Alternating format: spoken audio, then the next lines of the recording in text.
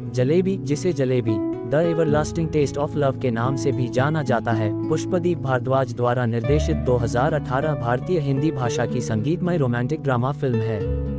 ये बंगाली फिल्म प्रकटन 2016 की आधिकारिक रीमेक है और इसमें रिया चक्रवर्ती, नवोदित वरुण मित्रा और दिगांगना सूर्यवंशी मुख्य भूमिका में हैं।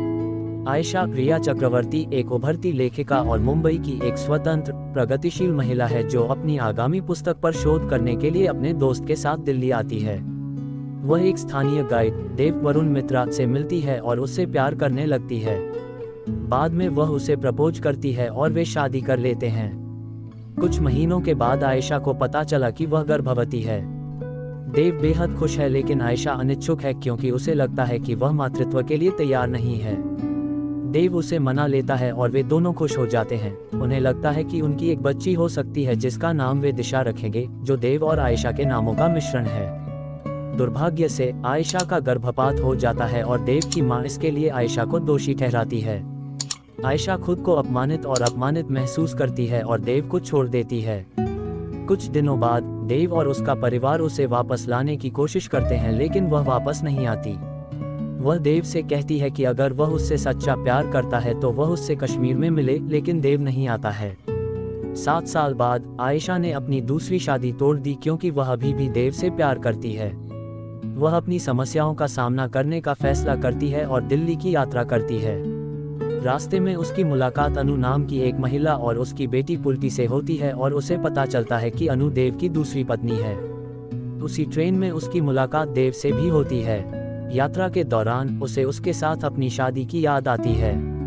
उसे ये भी पता चलता है कि पुल्टी का दिया गया नाम दिशा है और परेशान महसूस करती है और देव को उसका नाम दिशा रखने के लिए डांटती है। अनु ने खुलासा किया कि पुल्टी देव की संतान नहीं है और उसे अनु के प्रेमी ने जन्म दिया था। देव ने पुल्टी को देखते ही उठा लिया और शादी से पहले उसकी एक ही शर्त थी कि उसका नाम दिशा रखा जाए। ट्रेन देव स्टेशन पहुंचती है। जाते समय अनु आयशा को देव को देने के लिए धन्यवाद देती है और उससे कहती है कि वह जानती है कि आयशा देव का प्यार और पहली पत्नी है। देव ट्रेन से उतर जाता है लेकिन अनु देव को आयशा को सच्चाई बताने के लिए प्रोत्साहित करती है कि वह उस दिन कश्मीर में उससे मिलने आया था, लेकिन उसे एहसास हुआ कि वह उससे खुश नहीं होगी।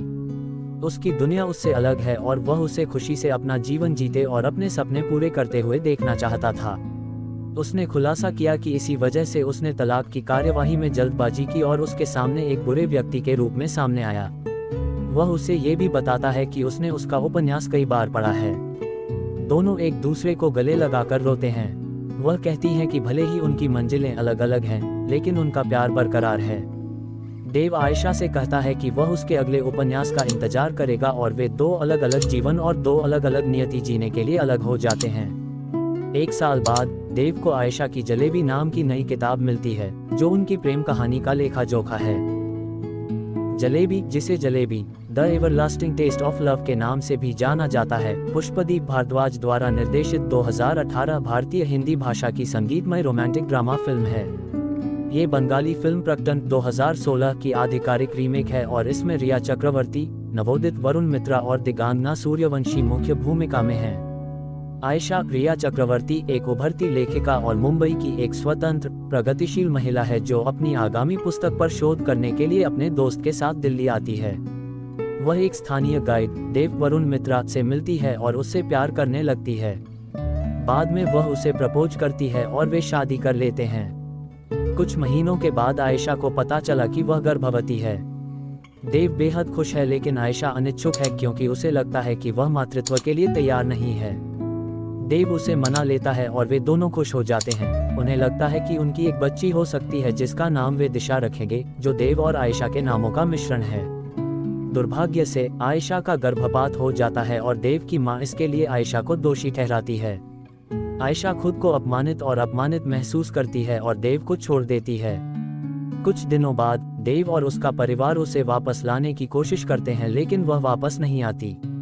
वह देव से कहती है कि अगर वह उससे सच्चा प्यार करता है तो वह उससे कश्मीर में मिले, लेकिन देव नहीं आता है। 7 साल बाद आयशा ने अपनी दूसरी शादी तोड़ दी क्योंकि वह अभी भी देव से प्यार करती है।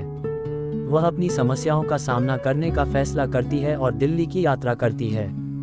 रास्ते में उसकी मुलाकात अनु नाम की एक महिला और उसकी बेटी पुल्टी से होती है और उसे पता चलता है कि अनु देव की दूसरी पत्नी है। उसी ट्रेन में उसकी मुलाकात देव से भी होती है। यात्रा के दौरान उसे उसके साथ अपनी शादी की याद आती है। उसे ये भी पता चलता है कि पुल्टी का दिया गया नाम दिशा है और परेशान महसूस करती है और देव को उसका नाम दिशा रखने के लिए डांटती है। अनु ने खुलासा किया कि पुल्टी देव की संतान नहीं है और उसे अनु के प्रेमी ने जन्म दिया था। देव ने पुल्टी को देखते ही उठा लिया और शादी से पहले उसकी एक ही शर्त थी कि उसका नाम दिशा रखा जाए। ट्रेन देव स्टेशन पहुंचती है। जाते समय अनु आयशा को देव को देने के लिए धन्यवाद देती है और उससे कहती है कि वह जानती है कि आयशा देव का प्यार और पहली पत्नी है। देव ट्रेन से उतर जाता है, लेकिन अनु देव को आयशा को सच्चाई बताने के लिए प्रोत्साहित करती है कि वह उस दिन कश्मीर में उससे मिलने आया था, लेकिन उसे एहसास हुआ कि वह उससे खुश नहीं होगी। उसकी दुनिया उससे अलग है और वह उसे खुशी से अपना जीवन जीते और अपने सपने पूरे करते हुए देखना चाहता था। उसने खुलासा किया कि इसी वजह से उसने तलाक की कार्यवाही में जल्दबाजी की और उसके सामने एक बुरे व्यक्ति के रूप में सामने आया।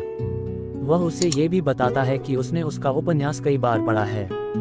दोनों एक दूसरे को गले लगाकर रोते हैं। वह कहती हैं कि भले ही उनकी मंजिलें अलग अलग हैं, लेकिन उनका प्यार बरकरार है। देव आयशा से कहता है कि वह उसके अगले उपन्यास का इंतजार करेगा और वे दो अलग अलग जीवन और दो अलग अलग नियति जीने के लिए अलग हो जाते हैं। एक साल बाद